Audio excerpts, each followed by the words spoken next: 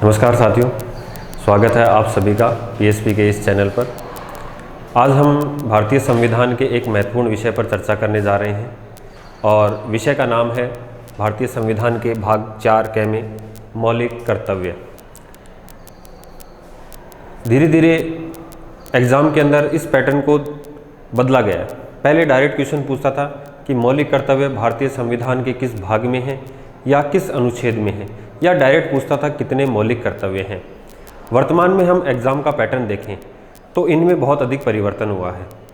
आजकल पूछता है कि मौलिक कर्तव्य दे देगा तो ये मौलिक कर्तव्य कौन सा है, या क्रमबद्ध पूछ लेता है, या निम्न में से कौन सा मौलिक कर्तव्य नहीं है। तो इस वीडियो के माध्यम से हम जानेंगे कि एग्जामिनर की थॉट्स क्या रहती हैं और किस तरीके के क्वेश्चंस में बदलाव हो रहा है, क्वेश्चंस की प्रकृति में क्या बदलाव है, इसके ऊपर भी अपन बात करेंगे। शुरुआत करते हैं टॉपिक की कि भारतीय संविधान का भाग 4 के मौलिक कर्तव्य। हम लोग जानते हैं कि मौलिक कर्तव्य भारतीय संविधान के भाग 4 के में है, लेकिन इससे पहले अपन बात करें कि मूल संविधान में मौलिक कर्तव्य थे या नहीं थे। तो इस चीज़ का विशेष ध्यान रखना है कि मूल संविधान में मौलिक कर्तव्य नहीं थे। ध्यान रखना, मूल संविधान कब बना था? मूल संविधान बना था जब 26 नवंबर 1949 भारत का संविधान बनकर तैयार हुआ और 26 जनवरी जो संविधान लागू हुआ था, ये संविधान क्या कहलाया? मूल संविधान कहलाया। तो इस मूल संविधान में मौलिक कर्तव्यों को शामिल नहीं किया गया था। ध्यान रखना, मूल संविधान में मौलिक कर्तव्यों को शामिल नहीं किया गया था। ये कर्तव्य बाद में शामिल किए गए थे। और भारतीय संविधान में अगर बात करें अपन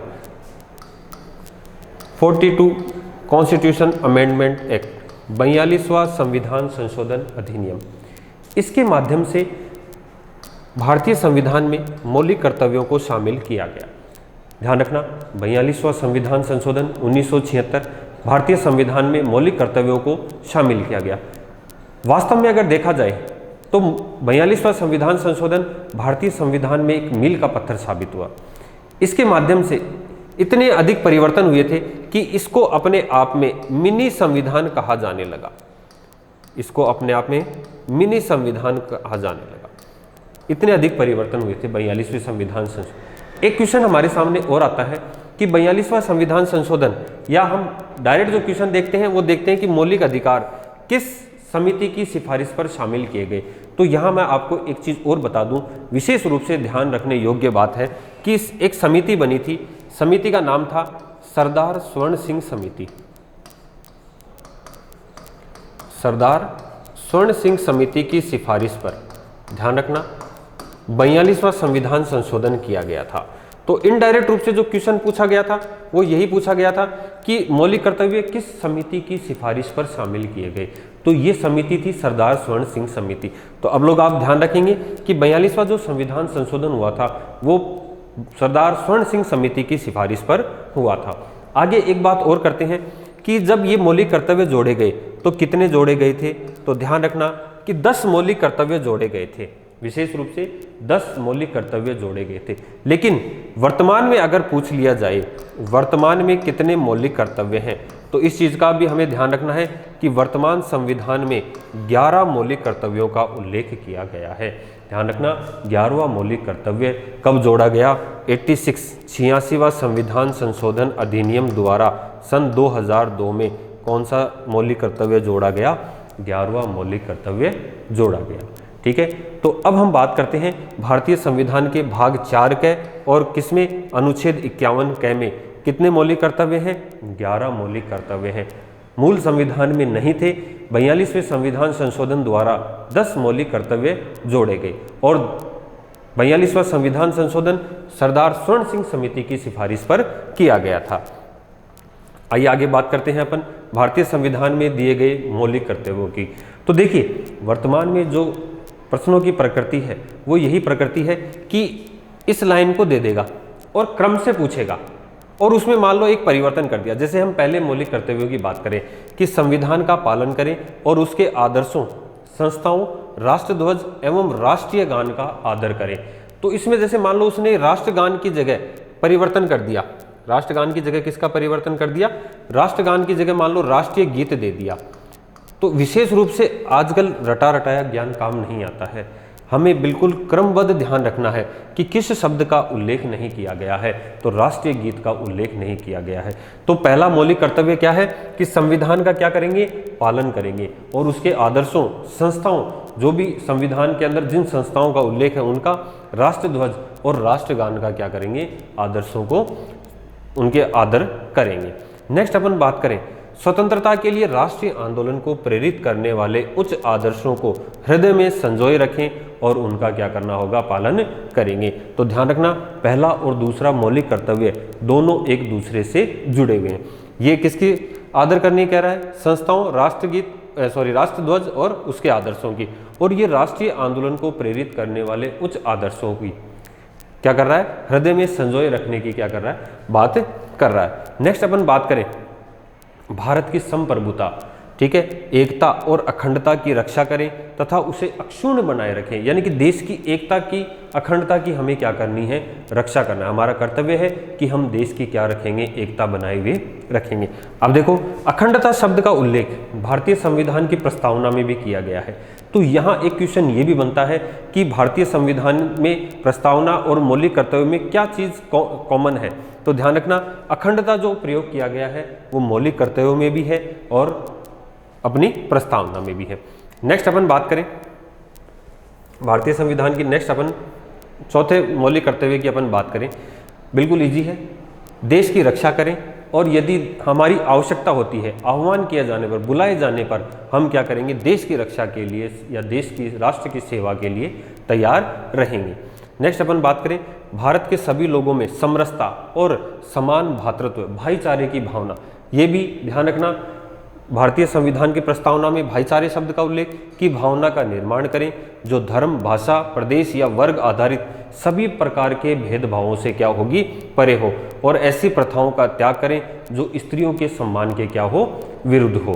तो इसमें किसकी बात की है, समानता और भातृत्व की भावना। भारतीय संविधान का अगर मौलिक अधिकारों की भी अपन बात करें, समानता का अधिकार, तो वो क्या करता है, इससे मिलता है। नेक्स्ट अपन बात करें हमारी सामाजिक संस्कृति और गौरवशाली परंपरा के महत्व को समझें और उसका क्या करें, परिरक्षण करें। यानी कि हमारी जो संस्कृति है, जो सभी चीज़ों को अपने अंदर शामिल कर लेती है, इसको क्या करना है, परंपरा को निभाना है। नेक्स्ट अपन बात करें सातवां, प्राकृतिक पर्यावरण। ध्यान रखना, भारतीय संविधान का नीति निर्देशक तत्वों में किसका उल्लेख है, पर्यावरण का उल्लेख है। तो प्राकृतिक पर्यावरण जिसके अंतर्गत कौन आते हैं, वन, झील, नदी और वन्य जीव आते हैं। इनकी रक्षा करें, संवर्धन करें और प्राणी मात्र के प्रति, जीव जंतुओं के प्रति कौन सी भावना, दया की भावना रखें।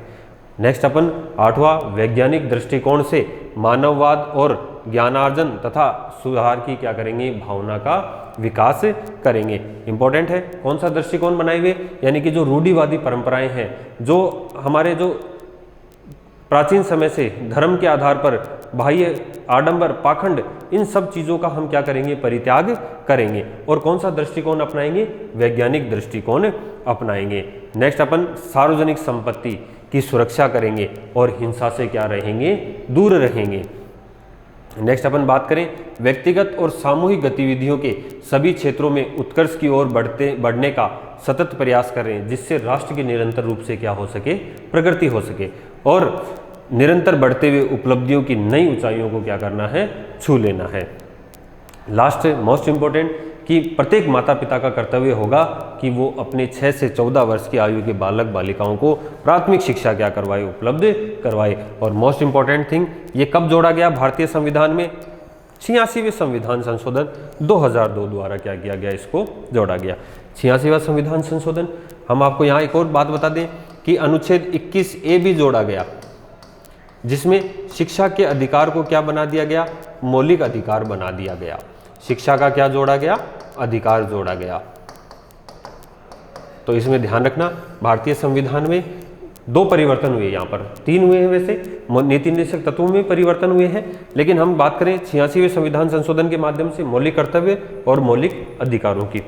एक चीज़ का और ध्यान रखना कि अधिकार, एक व्यक्ति के अधिकार दूसरे व्यक्ति के क्या हैं, कर्तव्य हैं। हालांकि महत्वपूर्ण बात यह है कि मौलिक कर्तव्य क्या नहीं है, वाद योग्य नहीं है, अर्थात इनका पालन नहीं करने पर न्यायालय में नहीं जा सकते। लेकिन एक चीज़ हमेशा ध्यान रखना कि अधिकार और कर्तव्य दोनों एक दूसरे के साथ जुड़े हुए हैं। मान लो प्राणियों, वन्य जीवों के लिए अधिनियम बना हुआ है, अगर आप उनकी रक्षा नहीं करेंगे या उनके ऊपर उनका शिकार करते हैं तो इसके लिए हमें क्या हो सकती है, सजा हो सकती है। मौलिक कर्तव्य में ऐसा कुछ नहीं है, लेकिन वन्य जीव अधिनियम में इस बात का क्या किया गया है, उल्लेख किया गया है। राष्ट्रध्वज का अपमान करेंगे तब भी हमें क्या हो सकती है, सजा हो सकती है। तो इसलिए इंपॉर्टेंट चीज कि वाद योग्य तो नहीं है, लेकिन तरह तरह के अधिनियम बने हुए हैं जो किससे जुड़े हुए हैं, मौलिक कर्तव्यों से जुड़े हुए हैं।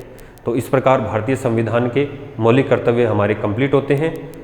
इनको ढंग से पढ़ते हुए और क्रमबद्ध रूप से हमें क्या करना है, याद करना है। धन्यवाद।